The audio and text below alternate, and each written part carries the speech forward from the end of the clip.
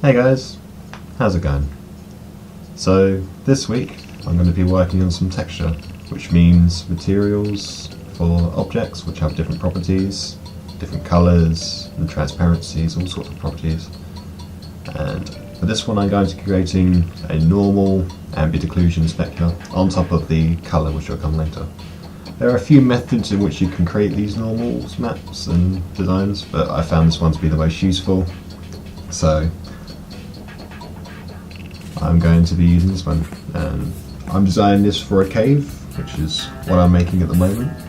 It needs to fit my entire casting environment in it, as it's representing the area in which my environment takes place in. So for this, I'm going to be using XNormal Quixel. They're very nice for making nice high definition materials and texture work. So I'll be using this, seeing as this is a very large prop. So right now I'm making the cave and just defining the shape of it, trying to make it look as natural as I can. This didn't quite work out the way I wanted it to, as there was a few artifacts in the work, but it's fine for this commentary regardless, and I can always repeat this.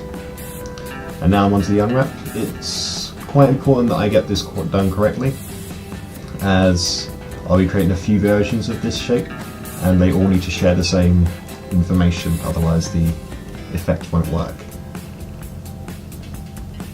So I'm splitting this into a high and low version of the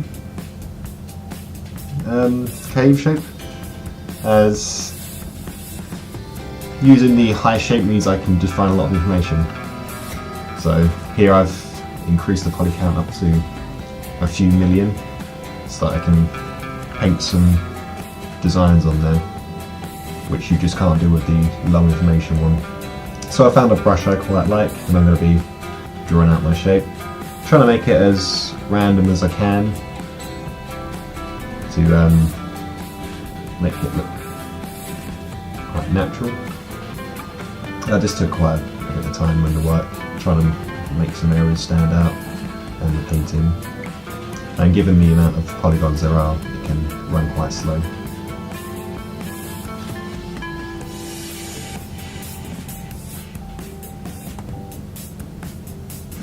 I found wax to be quite nice, and this brush was quite nice for its designs of the cliff sides, so it worked out quite nicely when I was testing it out. As you can see from there, it gives a lot of shape.